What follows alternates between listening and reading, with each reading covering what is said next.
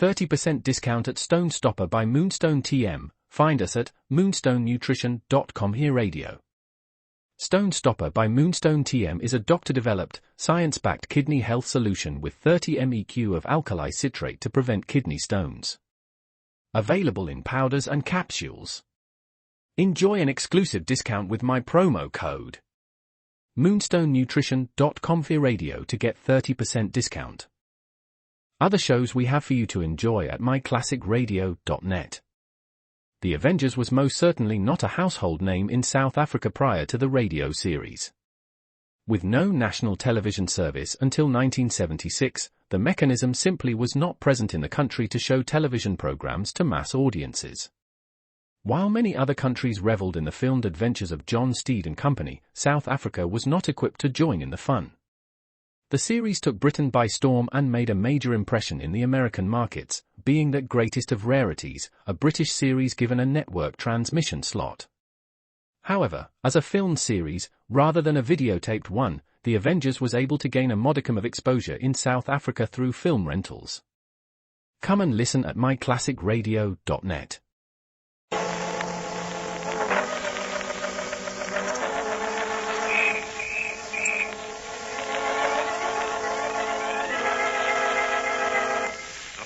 Beetle.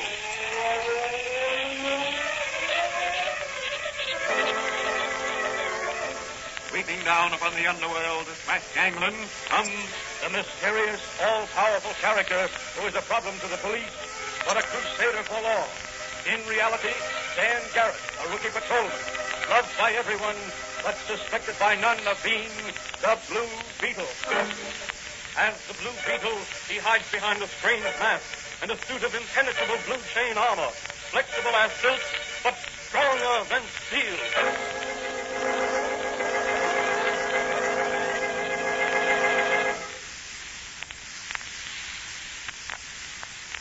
Today's transcribed episode of the Fox feature, The Blue Beetle, is entitled The Asylum of Dr. Drear.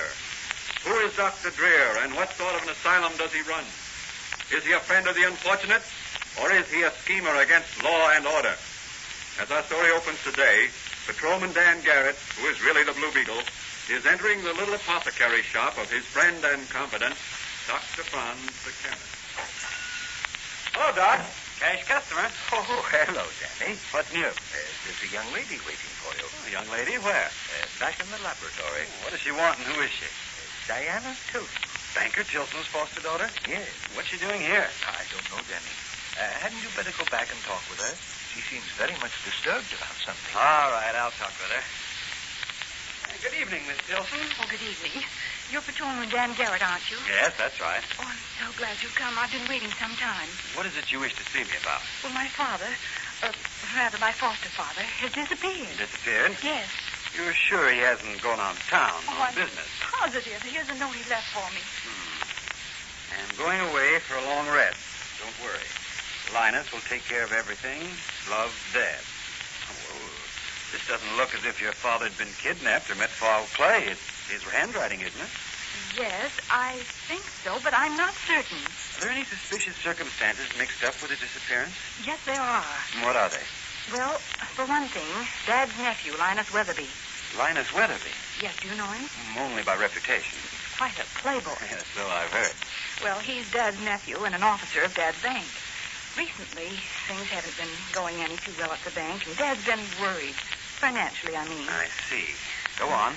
Linus insists that Dad is acting strangely, and a month or so ago he called in a psychiatrist, Dr. Drear, to examine Dad. What was his opinion? That Dad needed a rest.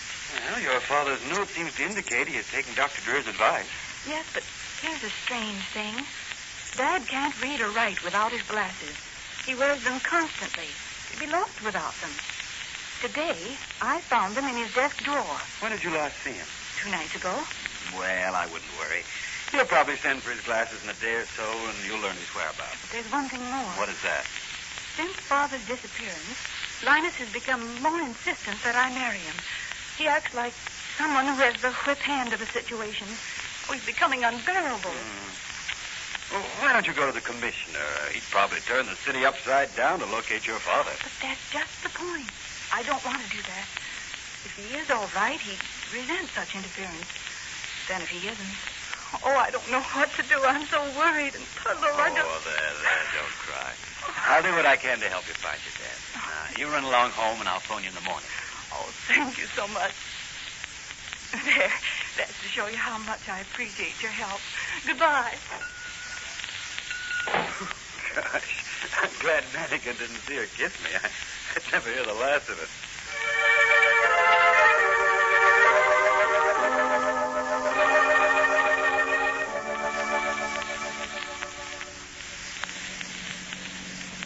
And where is it we're headed for this morning, Danny? The booby hatch. The booby hatch, is it? Mm-hmm. Did you reserve a single or a double room? A single.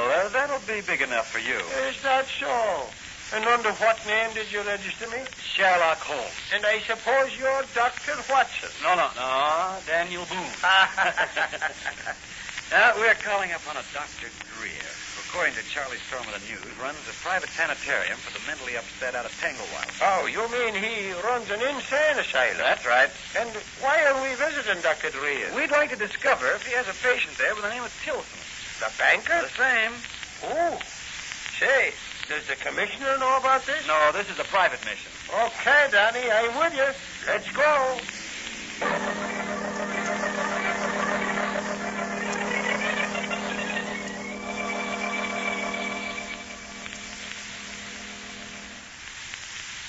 Morning, officers. Something wrong? One of my attendants said you wished to speak with me. Dr. Drear. That's right. We're not here officially, Dr. Drear. Miss Tilson, who happens to be a friend of mine, asked me to drive out here and ask if her father was here. Yes, he's here. Would you like to see him? Yes, if we might. Very well. If you'll just come with me, I'll let you talk with him. But not very long. He's very nervous and tired, on the verge of a breakdown. You realize, I'm sure, what times like these can mean to a man in his position. Quite. And here we are. Two gentlemen to see you, Mr. Tilson. Come in. Come in. Excuse my not rising. Very tired, you know. Nerve shot. Well, that's perfectly all right. We just called at the request of your foster daughter. She was worried about you and thought you might be out here. Oh, dear Diana. Tell her not to worry. I'll be all right in time, I hope. Tell her Linus will take care of everything. He's a good boy. He'll take care of her. I'll tell her, Mr. Tilson. Just one thing more. Did you write her this note? Let's see. My glasses are foggy. I see better without them.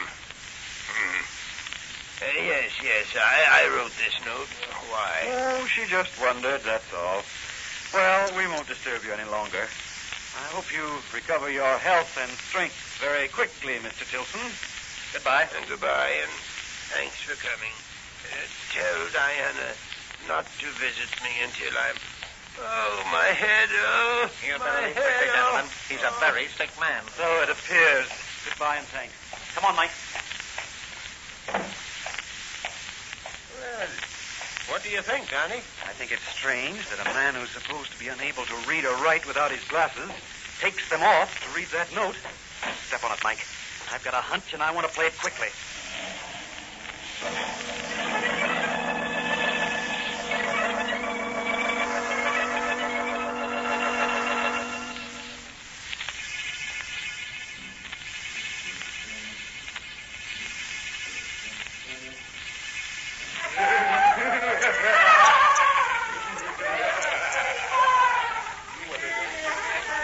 This is some layout.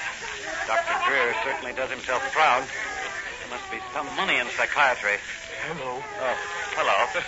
You're Sir Lancelot, aren't you? I'm the Blue Beetle. Oh, no, you're not. You're Sir Lancelot. I'm King Arthur. I know. I see. Well, let's pretend I'm Sir Lancelot's brother. His twin brother. Yes. We got twins in here. Have you? Yes. What's their name? Tilson. Yes. Are you sure? By the Holy Grail, I swear. I've seen them. Show me, will you? On one condition, Sir Lancelot. What's that? Promise me you'll get me a new round table. They took mine away. Okay, I promise. Follow me, but don't make a sound. There's black knights on guard. And Merlin the magician is always snooping around. Who's Merlin? The wicked magician who runs this place. Calls himself Dr. Drear, but he can't fool me. Here, this way. Follow me. I am thy father's spirit, doomed for a certain time to walk the night, and by the day confined to fast and fast. They will look once more upon my beloved Franz, and I shall die. Dickory, dark. The mouse ran up the clock. The clock struck one, the mouse ran down. See, here's one twin. He's the crazy one.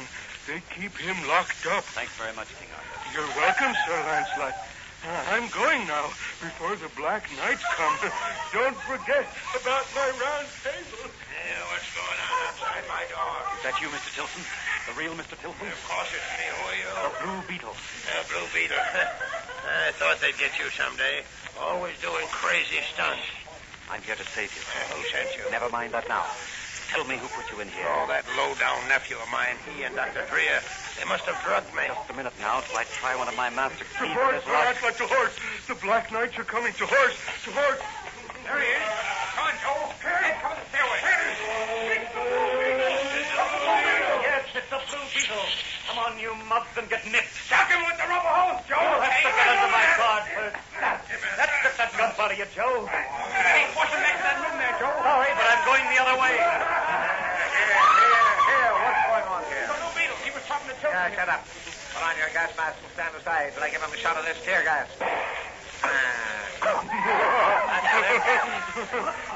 They've killed Sir Grab the Lancelot. Blue Beetle, boys. Sir Lancelot's dead. Put him in a straight jacket. Long In the morning, we'll give the Blue Beetle a permanent room without windows.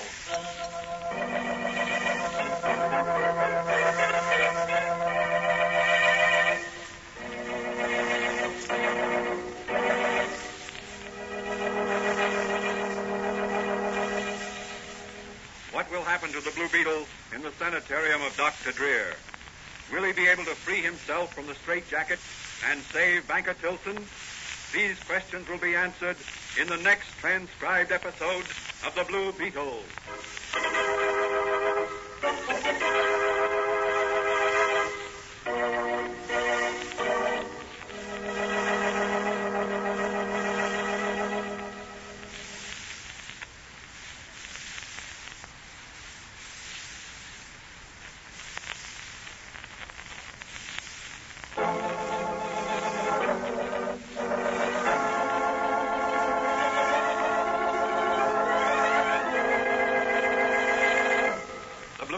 A copyrighted Fox feature appearing in Mystery Men Comics magazine and the Blue Beetle magazine.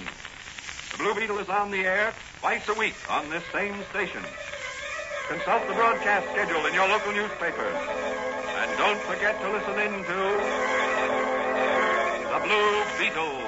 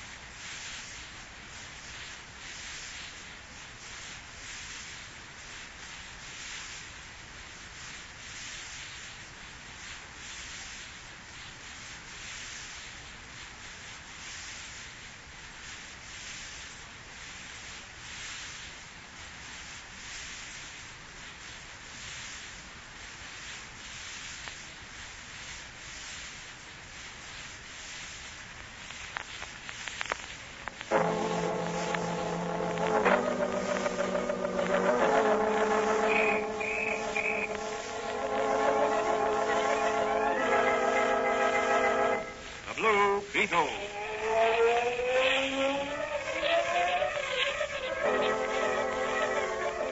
Sweeping down upon the underworld to smash gangland comes the mysterious, all-powerful character who is a problem to the police, but a crusader for law. In reality, Dan Garrett, a rookie patrolman, loved by everyone, but suspected by none of being the Blue Beetle. As the Blue Beetle, he hides behind a strange mask and a suit of impenetrable blue chain armor, flexible as silk, but stronger than steel.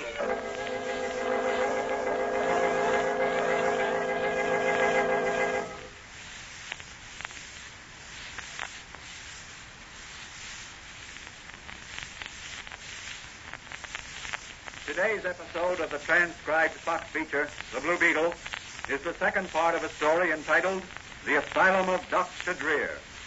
In the previous episode, Diana Tilson asked Patrolman Dan Garrett to locate her missing foster father, Banker Tilson.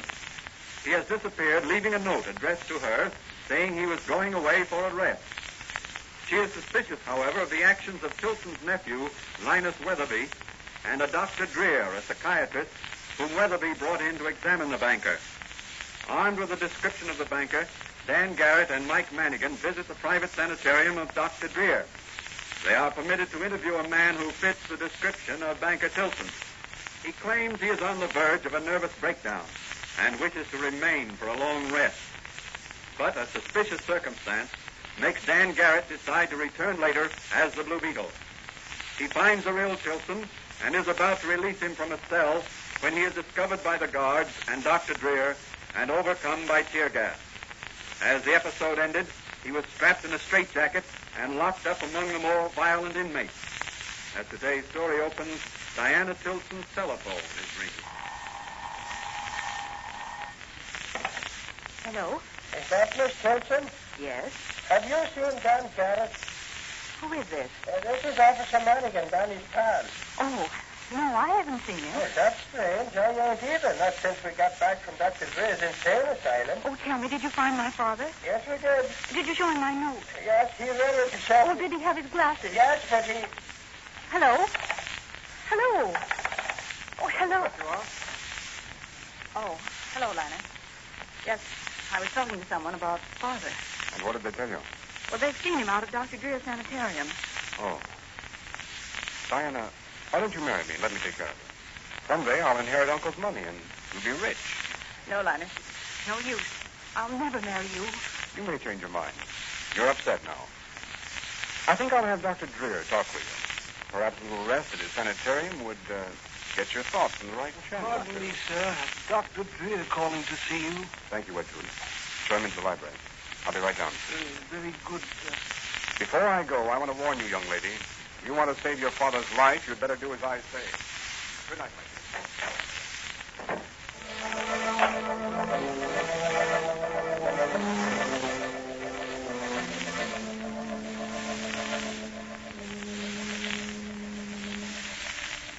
You say, Drear, the Blue Beetle was also out there? Yes. We caught him talking to your uncle, the real Banker Tilson. That's bad. No, we'll take care of the Blue Beetle. Don't worry about him. What about Olson, the actor who's impersonating Tilson? I'll take care of him also. And by the way, he'd like to have some more money on account. And so would I. He'll get it, and you'll get it when I get it. What about the meeting with the mayor's committee tomorrow? That's all arranged. You have Olson there, made up as my uncle. You'll verify what I tell the committee. Very well. But I must be getting back to my sanitarium. It's quite late and... Stay here tonight. Everything's in order out there, isn't it? I believe so. Fine. Then we'll go out and burn up the town. After tomorrow, our worries will be over.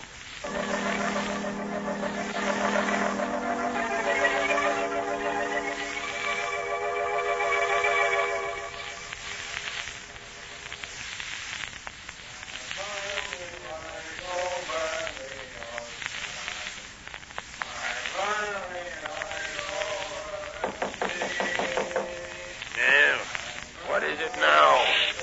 It's the Blue Beetle. I'm going to get you out of here. Good. I'll pay you well if you make it. The Blue Beetle doesn't work for money. You belong here, Blue Beetle. You're really crazy. Where are the guards? In the other wing, drunk apparently. Come on, Mr. Tilson. Follow me. How did you get out of that cell and straitjacket? With master keys and a special 2X formula that gives me super strength and vitality. I've locked the guards in their quarters. What a headache they're going to have in the morning. That may be for Dr. Drear. Well, what are you going to do? Wait here until we see if Dr. Drear's in his office. Wonder where Drear is. He's probably in town with that no-good nephew of mine, painting the town red. I'm going to take a chance and answer that telephone. I'll disguise my voice. Hello? Yeah? Who? Oh, is that Dr. Drear? Yeah, this is Gus. Yeah, Gus. Sure, everything's under control. Yeah, you're staying in town tonight. Okay. Who? Oh, the guy impersonating Tilson. Sure, I'll leave a message for him. I'll tell him to come to town in the morning. The Blue Beetle? Say, Doc, the Blue Beetle and Tilson are just where they ought to be. Yeah. Okay. Goodbye. Why, you'd make a good actor, Blue Beetle. Oh, thanks. Come on, let's get out of here. My car's hidden alongside the road about a mile from here. Think you can make it, Mr. Tilson? I never felt better in my life. Come on. When I get back to town, we'll put those scoundrels where they belong.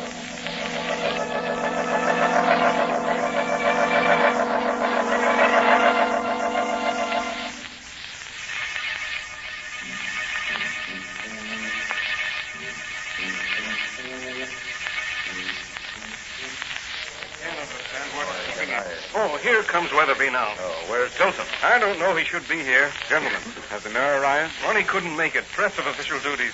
Oh, I'm sorry. Will you be seated, please? Yes. Thank you. Where's your uncle, Mr. Weatherby? I'll have to ask your indulgence, gentlemen. Uncle Amos is a very sick man. He'll be here in just a moment with his physician, Dr. Drear. Well, that's too bad. Why, I didn't know he was ill. In the meantime, we'll get down to business. You gentlemen are a committee appointed by the mayor, I believe, to represent the city in receiving a gift of $1 million from my uncle, to be matched by another $1 million appropriated by the city to build a children's hospital. Yes, that's right. Well, gentlemen, it is my sad duty to have to inform you that my uncle is withdrawing his offer. What's that? Did we hear you right, young man? You did, gentlemen. My uncle feels that he has too many obligations and too many duties right now. He is on the verge of a nervous breakdown. Therefore, he is turning his affairs over to me to manage. Well, what about your authorizing this gift? Oh, gentlemen, I agree with Uncle Amos. I do not feel that his financial condition will allow such a gift to be made at present. But the city has already appropriated its share. The land has been condemned, and the work of demolishing old tenements has been started. I'm sorry, gentlemen, but the decision is final. Well, I demand to see Amos Tilson. Until I hear it from his own lips, I will not believe that he... Just a moment, gentlemen. Here's Uncle Amos now. He will speak for himself. Wheel the chair over here, please. Gentlemen, what my nephew has just told you is true. I'm turning my affairs over to a younger man to handle. I want to rest and enjoy life. As soon as my nephew converts my real estate holdings and other possessions into cash, we are going away for a long trip. Heaven speed the day. I am very tired. Dr. Drear, my uncle, I'm afraid He's just fainted. If you'll have the maid get some water, I'll give him a hypodermic. He's just fainted. If you'll have the maid get some water, I'll give him a hypodermic. Gentlemen, I know you'll excuse me, but I must be with my It's a uncle. very pretty scene, but it won't hold fast. It looks like... It is Amos Tilson, the real Amos This Tilson. man is an imposter. I'll call the police. Imposter my eye, you young jiganet.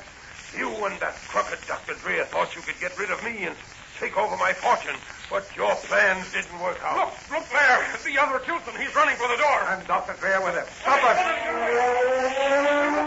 Look there in the doorway. Who is it? The Blue Beetle. And I've come to nip 3 crooks. Stand where you are. Drear, Weatherby, and Olson. Officer Manigan and his assistants will escort you to headquarters. They're on their way here now. Good work, Blue Beetle. But where's my daughter? Here I am, Uncle Amos. The Blue Beetle just released me from my room. Her Linus locked me in. Well, he'll soon be locked in where even the Blue Beetle can't free him. Gentlemen, tell the mayor my gift to the city still stands. Thank you. Thank you, Mr. Tilson. Don't thank me. Thank the Blue Beetle. If it hadn't been for him, there'd be no children's hospital for York City.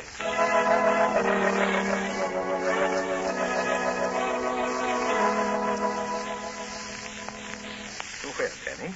And how did you like your visit to the booby hatch, as Mannigan calls it? Oh, that's a terrible place. Well, what will happen to it now that Dr. Drear is in prison? Hey, Miss Tilson's going to take it over and make a real sanitarium out of it. With a real psychiatrist at the head of it, it's all modern conveniences and more humane personnel. Ah, that's splendid. What about Weatherby? He's to be disinherited. Tilson's money will go to his foster daughter, Diana. Well, the Blue Beetle certainly straightened that situation out. But there's one thing he forgot. Forgot? Yes, a promise he made to King Arthur. King Arthur? Why, who's King Arthur? One of the unfortunates at the sanitarium. Where are you going, Danny? I'm going to buy King Arthur the new round table I promised him.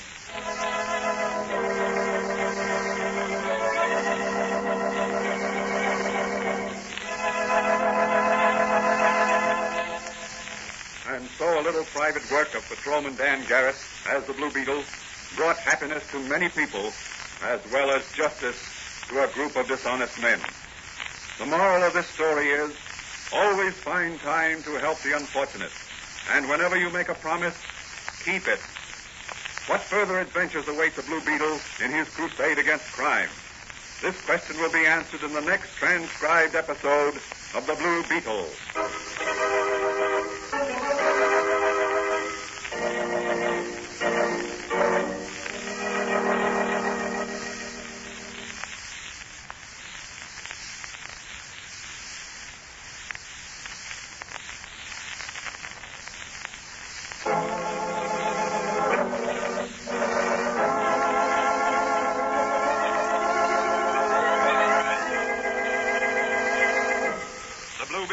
Copyrighted Fox feature appearing in Mystery Men Comics magazine and the Blue Beetle magazine.